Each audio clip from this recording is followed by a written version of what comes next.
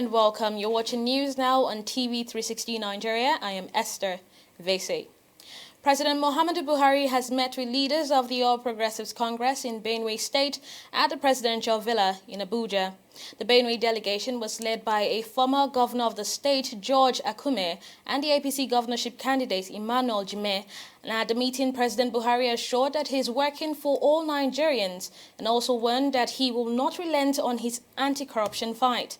Buhari also assured the delegation that he is still committed to securing peace in Benue State. I assure you that my main interest is all Nigerians in all parts of Nigeria.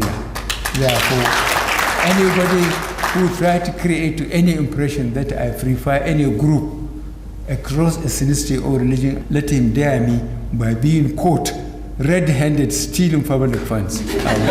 Jailing some of the people, I think, will remind those who are sitting there that they may not get away with it finally. How can you go to sleep when your workers have been paid for 6 months?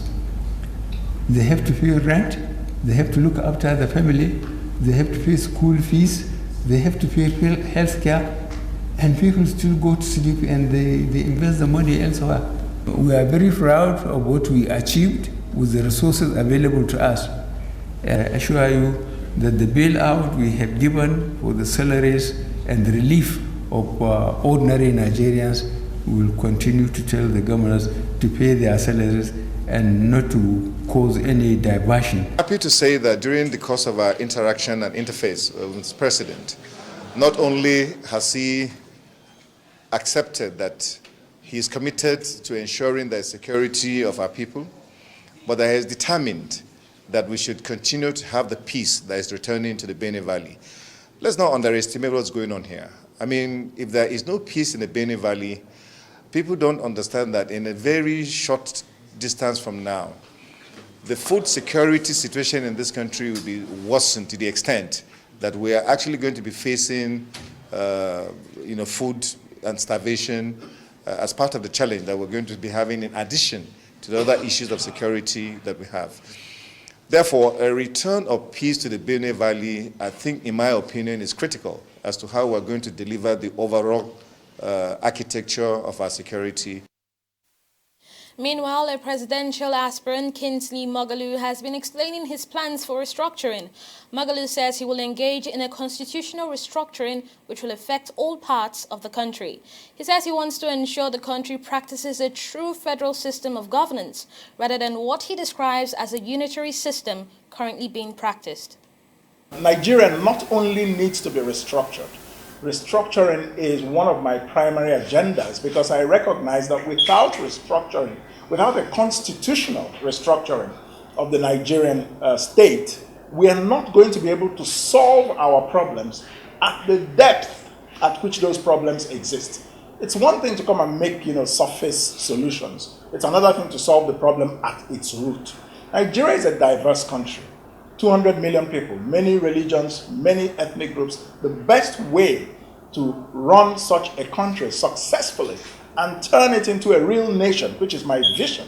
My vision is to turn Nigeria from a country, which it is now, a broken country of divided, mutually antagonistic religions and ethnic groups, into a real nation with one national ambition, one national narrative, with the political identity of citizenship as the unifying factor of all these countries, of all these groups. And we need to focus our minds on what unites us, which should rise above the things that divide us. That's what I'm bringing. That's why we need a national ambition. Now, the best way to go about this is a constitutional restructuring that returns Nigeria to a proper federation. Nigeria is supposed to be a federal republic in name, but it is so only in name. In reality, this country is a unitary state and has been one since 1966. Well, another presidential aspirant has also been presenting his manifesto.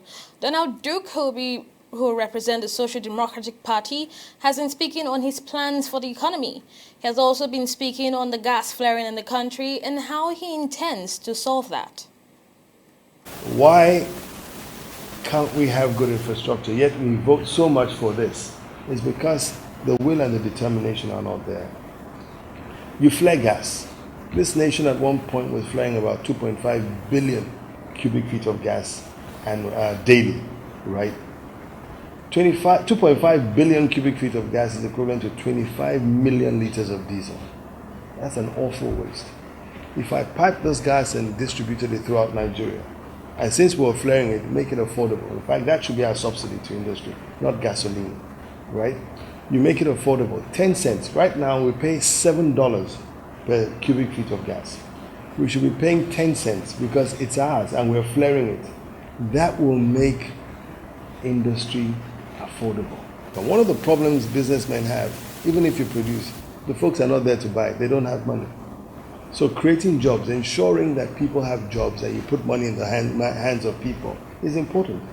There are some economies that even when you don't have a job, the government gives you money because they want to ensure that you have the means of consumption. In ours, we don't. It may not be advisable to just give people money. I don't subscribe to that. Rather, I subscribe to ensuring that each and every one of us, no matter what, has a job to do. How do we do that? There are so many areas we're lacking.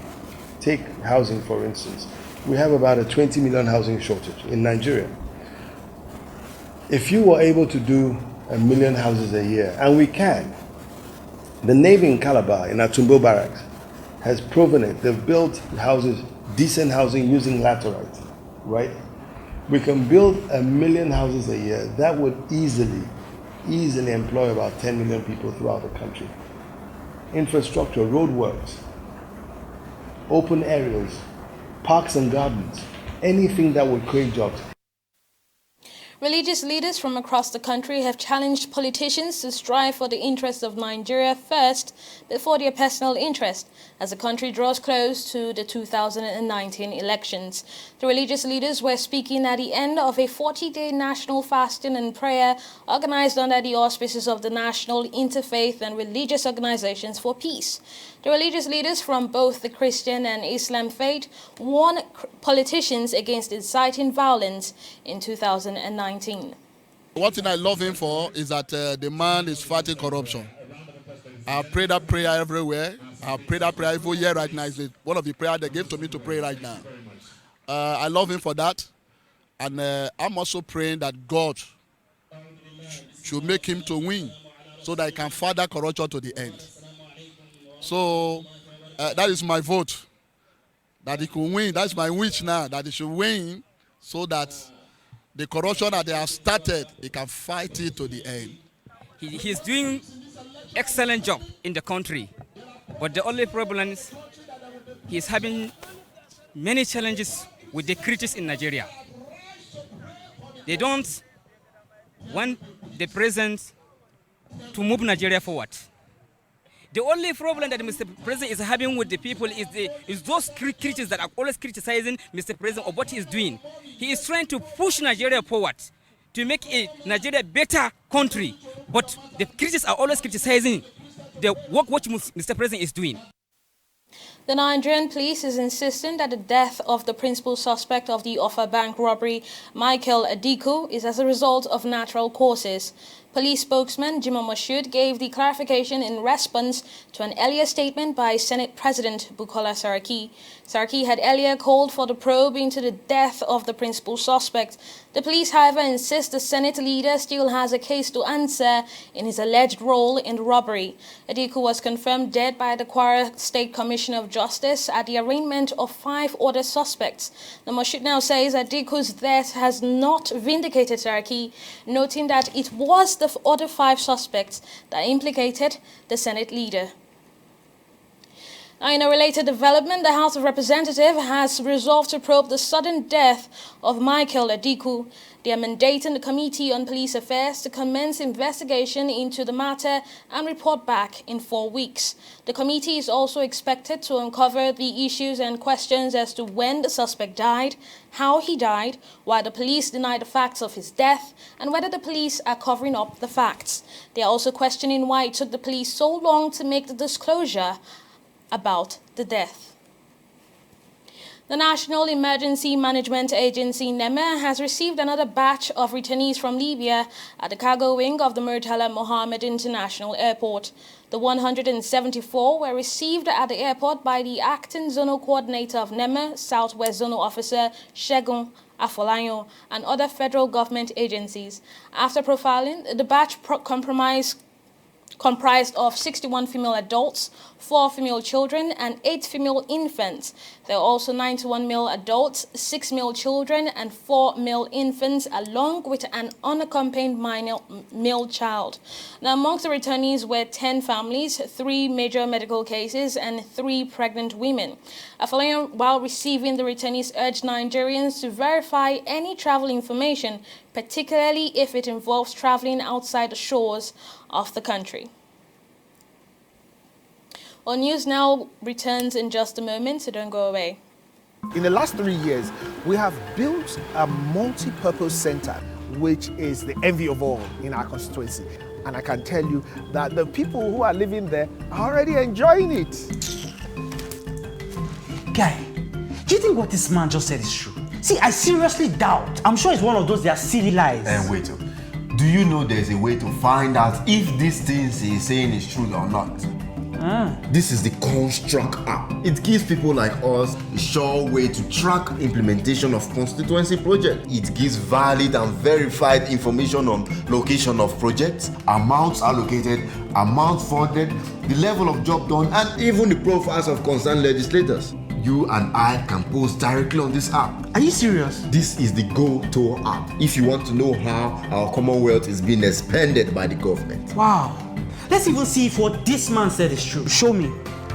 The Construct app is developed by Other People Nigeria with support from USAID and is available on both Google Play Store and Apple Store. And it's true. Of course, I told you.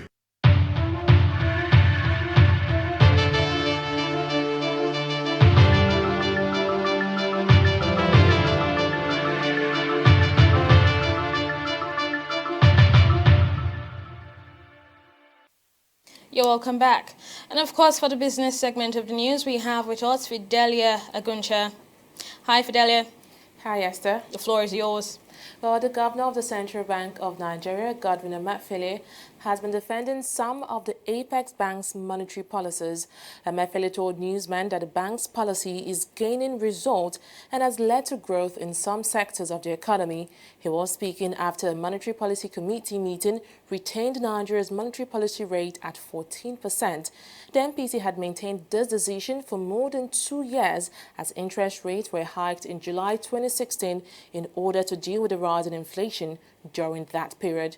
Onya Adekunle has the rest of the story. With inflation now at 11.26%, some financial analysts had expected the central bank to reduce the interest rates. Godwin Emefiele says the committee considered the decision but is pleased with its current tightening policy. The central bank took also some very good actions in the area of reining in inflation. The Monetary Policy Committee adopted a policy of tightening, and like you may have heard in the process of reading the communique, we've tried as much as we to use both OMO as well as administrative measures to keep the market tight, ensure that the size of liquidity we have in the market is what we think is optimal to run the economy in a way that we've been able to rein in inflation from 18.72% in January of 2017 to 11.2% that it is today. Nigeria's foreign reserves has been declining in recent months, with the figures falling below $42 billion in November. Emefiele, however, insists that the committee is pleased with the state of the foreign exchange market and is expecting improvements in near future. What actions did we take specifically? The Central Bank of Nigeria took a number of foreign exchange management intervening actions, but most potent of which is the investors and exporters window, which we introduced in April 2017. What we did with that market is to open the market to say, look, we want to be very transparent and that people should be free to import and export currencies and deal legally and legitimately in their foreign exchange transactions in Nigeria. That, to a very large extent, has helped in building the confidence in the Nigerian foreign exchange market. In that process, we saw a lot of flows, substantial flows, into the Nigerian market, to the extent that at a point, we started to buy dollars into our reserves, and also complemented by the fact that we had positive upside in the area in crude prices. We saw reserves going to about 47.5%, $47.5 billion. This has helped us, because what that meant is that when it was tough, we learned a lesson that, look, it is nice to save for a rainy day. And now that there's some external shock confronting all emerging and frontier markets, I would say we have been able to substantially withstand this shock, and hence we've seen the stability in our exchange rate, as well as suffered very minimal loss in our reserves. The Apex Bank governor also defends the bank's policy in the agriculture and manufacturing sector. We've taken a couple of other unconventional monetary policy approaches through our interventions in agriculture, in the manufacturing sector, to at low interest rates, at a time when some of our deposit money banks were not showing interest because most of their interest were diverted more into the risk-free assets. We decided to intervene in what we consider to be priority sectors of the economy: agriculture, manufacturing, SMEs. And indeed, we would eventually still unfold more measures to improve access to credit, particularly for the small and medium enterprises. And with this will be unfolded in due course to ensure that when we say that we have intervention for small, micro and small enterprises, what we hear sometimes is that, oh, is this program available? We are not able to access it. We've seen and observed situations where people who are in rural communities are unable to access credit, and we are determined to ensure that it's not everybody that must knock at the door of a branch manager to be able to access credit. The next Monetary Policy Committee of the Central Bank is scheduled for January 2019. Till then, the current interest rate of 14% is expected to remain at the same figure. Onyi Adekunle, TV360, Nigeria. The federal government has announced its readiness to issue the second green bond in December 2018 to facilitate the funding of climate change projects across the country. The Minister of State for Environment, Ibrahim Jibril, disclosed this at a two-day national stakeholders retreat organized by the Federal Ministry of Environment ahead of the planned issuance. It will not be the first time Nigeria will be issuing a green bond. The government had in 2017 issued a maiden 10.69 billion naira green bond with a 5-year tenure to fund projects for the development of renewable energy. Oil prices slumped to 2018 lows on Friday, pulled down by an emerging crude supply overhang amid a bleak economic outlook. Brent crude oil futures hit their lowest since December 2017 at $61.52 a barrel, while US crude futures slumped by 2.5% to $53.29 a barrel. The fall came even as markets expect OPEC to start withholding supply after a meeting planned for December 6. Global oil supply has surged this year, with the top three producers, the United States, Russia and Saudi Arabia, pumping more than a third of global consumption, which stands at around 10 million barrels per day. Well, let's now look at activities on the stock market. Stay with us.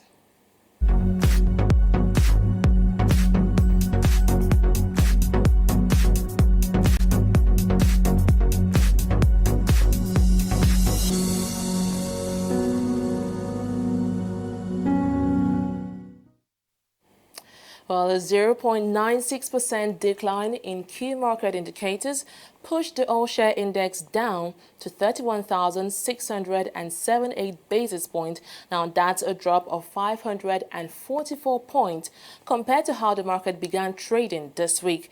Losses recorded in the industrial goods sector is likely responsible for today's dip, and Dangote Cement took the biggest hit, dropping by 5 naira.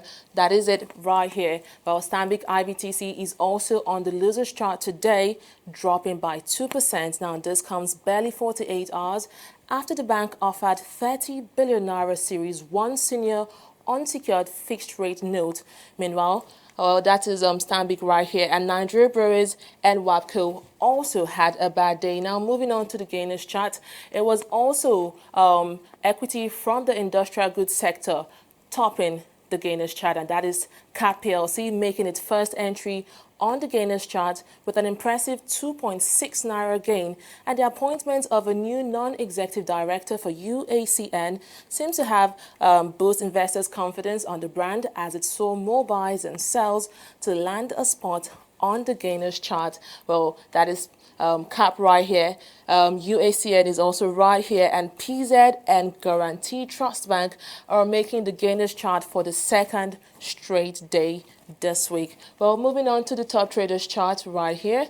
The banking sector is again denied total dominance of this chart, with Nigeria Breweries making its first entry on the table, but unfortunately not for the best reasons, as massive sell-off by investors made it the second most traded equity for today. Zenith Bank, which was yesterday's most traded equity, is still on this chart, but today it is declining by the same amount it appreciated yesterday, which is 0.15 naira. Well, going global now. Well, the Dow continues to dip in the wake of falling crude oil prices. Both Brent and US crude fell to new 2018 lows, dropping by more than 6%, and this has put pressure on oil stocks. While the FTSE is still falling despite a potential Brexit breakthrough. According to experts, this is because investors are being very careful in trading, while some are not trading at all. The London Stock Exchange, which fell by 1.19% yesterday, again dropped by 0.14% today, while the Nikkei was, however, closed for the day as Japan celebrates Labor Thanksgiving Day. Well, that's been a look at activities on the stock market, and it's back to Esther Vasey. Thank you very much, Fidelia, for that update. And now we're going to take a break, and when we return, we bring you more stories. So do stay tuned. Corruption not in my country. What do I want to buy? Potato. Small baskets. I want plantain. But why your plantain can't hard like this? Madam, now the outside hard. Inside there, it is very soft. Madam, wallahi, make her no buy them. Make her show you something. What? What's in this one? Madam, this one now the chemical where they put on for the plantain make her ripe up. So you dey put chemical for plantain where people go chop? No water, no be chemical. Madam, water. You know, say Pela, I don't talk and say water and not be enemy. Drink come. Where you collect that water, drink come. I just stop finish. See my belly. After it don't big. I just stop drink water finish. I don't drink. Wait, you drink come now. At the sell and plantain, I go come put on for chemical because I want to make a ripe go. That's why I talk now corruption. Corruption. Not be for this kaswa, come not be for this country. Now me take corruption not in my country. Stop corruption now. You're welcome back. A suicide blast at a mosque in an army base in eastern Afghanistan on Friday has killed at least 26 people and wounded 50. One security official says the victims had gathered for Friday prayers at the mosque in the Ismail Kel district of Khost province. A military spokesman in Khost, Captain Abdullah, who's known only by that name, confirmed that all those killed in the suicide attack were working for the Afghan security forces. The Taliban, who are waging war to oust the Western-backed Afghan government and expel foreign forces from Afghanistan, have launched a series of high-profile attacks against Afghan security forces in recent weeks. And now a Cessna light aircraft has reportedly crashed in Major Hills in Zimbabwe on Friday. And that's according to Harare. There were at least 3 casualties. And as of the time of filing the report, Harare could not confirm if there were more survivors, if there were survivors at all actually. And it was reported that the plane, a Cessna 182, is registered to Executive Air Private Limited of Harare. The bodies at the scene were severely mangled, making it hard for authorities to identify them. However, the police recovered a Finnish identity card, a Visa Financial Services card, and 1 passport.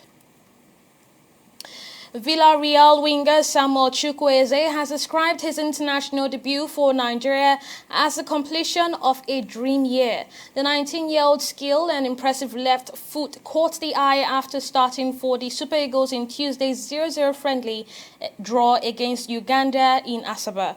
Chukwueze is enjoying a breakthrough season, scoring in both the league and Spanish club, despite only earning promotion to the first team from the reserves. A FIFA Under-17 World Cup winner with Nigeria in 2015, he has been likened to his hero, the Bayern Munich's former Netherlands international winger Arjen Robben. And Chelsea midfielder N'Golo Kante has signed a new 5-year contract at the London club, reported to be worth in excess of £325,000 per week. The France international, who has committed to the Blues until 2023, has been a revelation at Stamford Bridge since his move to the club from Leicester City in 2016. His consistency and influence has seen a host of clubs show an interest in him, most notably Paris Saint-Germain. But Kante has little interest in moving back to the city where he grew up. Kante has won the Premier League and the FA Cup since joining the Blues, having also won the title during his spell at the Foxes. Well, that's all in news now. Thank you for joining us. Do log on to our website for the latest updates in news and to watch more of our programs. Follow us on our social media handles as they are being displayed on your screen right now. Thank you very much for watching. I am Esther Vasey.